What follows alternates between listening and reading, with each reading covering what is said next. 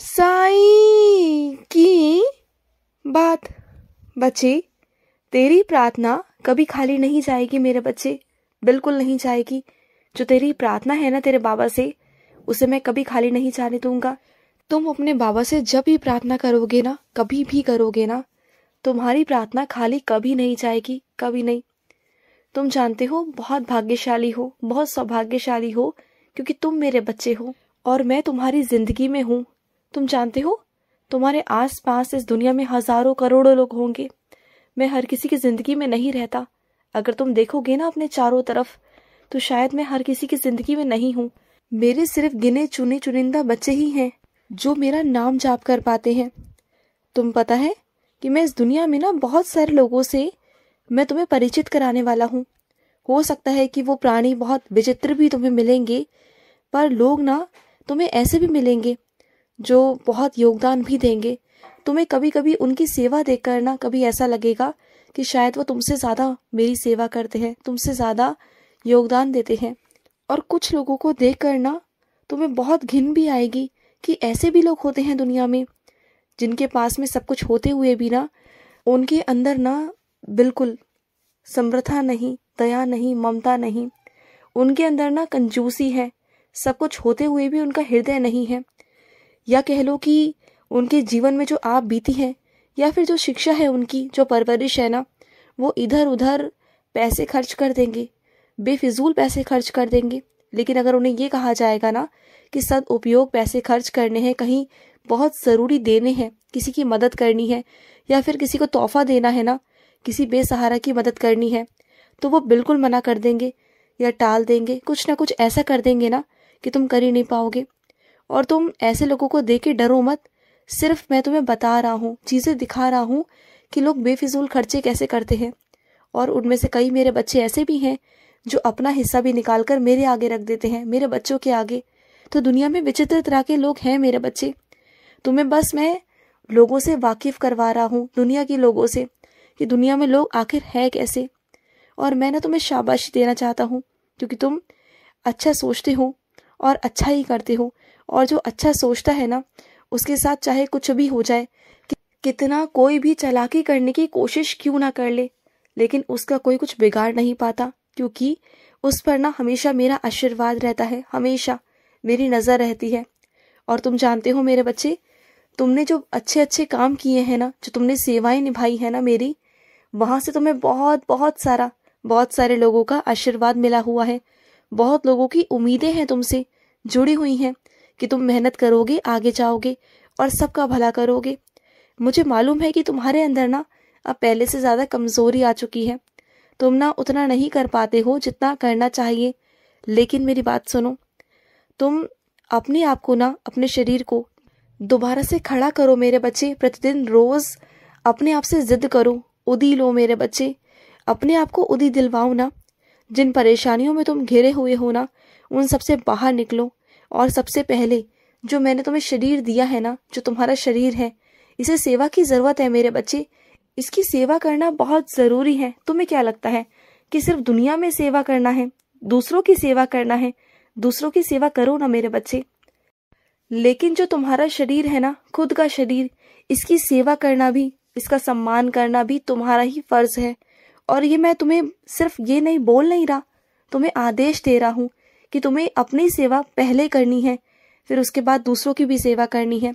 जब तक तुम्हारा खुद का शरीर स्वस्थ नहीं रहेगा, तो तुम दूसरों से कैसे उम्मीद कर सकते हो कि दूसरे तुम्हारी मदद करे या फिर तुम किसी और की मदद कर सको।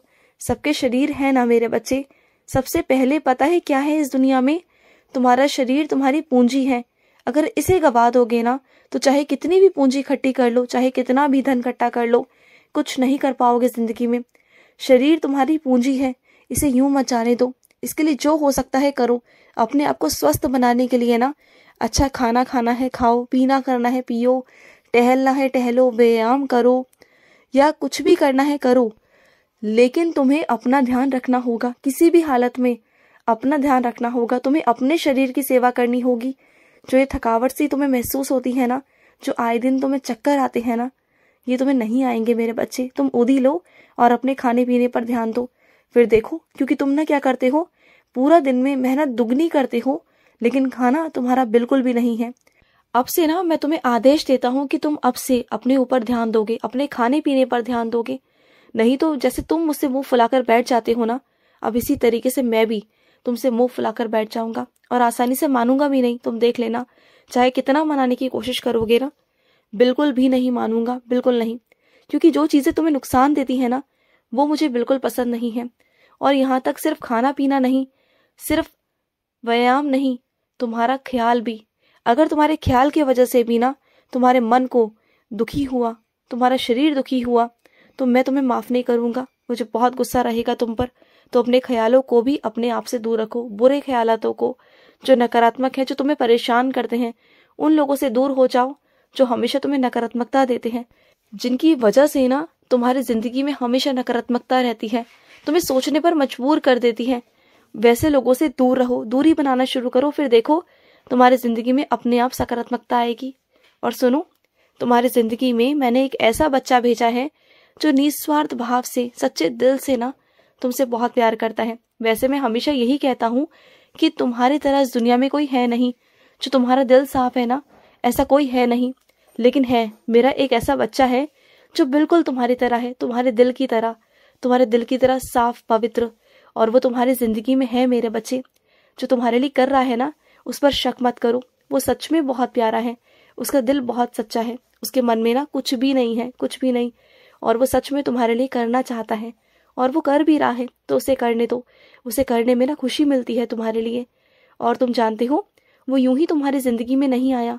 उसे मेरा इशारा था, उसे मेरा संकेत था तुम्हारे जीवन में आने का, तब जाकर वो तुम्हारी जिंदगी में आया है। ऐसा थोड़ी आया है। सोचो ना, तुम कहाँ और वो कहाँ, तब भी तुम्हारी जिंदगी में भेजा है मैंने, तो कुछ सोच समझ कर भेजा है ना। तो फिर, और सुनो, हड़बड़ाहट में फैसले लेना बंद कर दो, चीजों को समझना शुरू करो। अगर तुम्हें कोई सेवा का मौका मिल जाए ना, तो तुम इतना ध्यान से, इतना शिद्दत से उस काम को करते हो, सेवा को करते हो ना, और अगले दिन पर बिल्कुल भरोसा नहीं करते किसी भी काम को लेकर, उसे तुम उसी दिन निपटाना चाहते हो। तो बहुत अच्छी बात है मेरे बच्चे, लेकिन जल्दबाजी में, हड़बड़ाहट में ना कोई भी फैसला मत लिया करो। क्योंकि तुम ना बहुत जल्दबाजी में चीजों को समझ लेते हो, करना शुरू कर देते हो। पहले उसे सोचो, समझो। क्योंकि जो चीजें लंबे समय की होती है ना, उन्हें सोचा जाता है, थोड़ा वक्त दिया जाता है। तो थोड़ा सा समझने की कोशिश किया करो। बिना सोचे समझे कामों को मत किया करो, बिल्कुल मत किया करो। और सुनो, तुम्हें ना मना करना सीखना होगा मेरे बच्चे। तुम मना नहीं करते, हर किसी को मना नहीं करते। तुम्हें हर किसी को हाँ ही कहनी होती है, और इसका तुम नतीजा देख भी चुके हो कई बार। इसका तुम्हें बहुत बड़ा बड़ा नुकसान भी हुआ है। लेकिन अब से तुम्हें ना कहना सीखना होगा। ना कहना सीखो। सबको हाँ कहते रहोगे तो कब तक चलता रहेगा मेरे बच्चे। तुम्हें कभी ना कभी तो ना कहना पड़ेगा ना, और ना कहना सीखो। देखो, हर जगह तुम हाँ नहीं कह सकते। मैं ये नहीं कह रहा कि हर किसी को ही ना कहो, लेकिन कुछ लोग ऐसे हैं तुम्हारी जिंदगी में जिन्हें ना कहना बहुत जरूरी है। नहीं कहोगे ना तो परेशान हो जाओगे। और सुनो, विवाह की बिल्कुल चिंता मत करो, तुम्हारा विवाह हो जाएगा। इस साल के अंत तक ना तुम्हारा विवाह हो जाएगा। तुम बिल्कुल चिंता मत करना। अपने माता पिता से कहना कि वो चिंता ना करे, बिल्कुल ना करे। मैं हूँ तुम्हारे साथ और हमेशा रहूंगा। तुम्हारा जीवन साथी ना ऐसा ढूंढ के लेके आऊंगा जो सिर्फ और सिर्फ तुम्हारे जैसा होगा। थोड़ा वक्त जरूर लग रहा है, लेकिन थोड़ा इंतजार करो। क्योंकि अच्छी चीजें होने में, बेहतरीन चीजें होने में ना थोड़ा वक्त लगता है। और क्या फर्क पड़ता है दुनिया क्या सोचती है, क्या नहीं सोचती। मुझे ये फर्क पड़ता है कि तुम मेरे बारे में क्या सोचते हो, तुम क्या सोच रहे हो ना, इससे फर्क पड़ना चाहिए, ना कि दुनिया से मेरे बच्चे। दुनिया की चिंता, दुनिया की परवाह करना छोड़ दो। तुमने सारा जिंदगी सबके लिए किया, सबके लिए किया, लेकिन अपने लिए कभी कुछ नहीं किया। लेकिन अब ये वक्त है कि तुम अपने लिए कुछ करो, और मैं चाहता हूँ कि तुम अपने लिए ही कुछ करो। समझ रहे हो ना मेरी बात को? मेरे इशारे को समझो अब, कि तुम्हें ही सब कुछ करना है। अब अपने लिए करना है, अब दूसरों के लिए नहीं करना, खुद के लिए करो। खुश रहो। आज का साई संदेश समाप्त हुआ।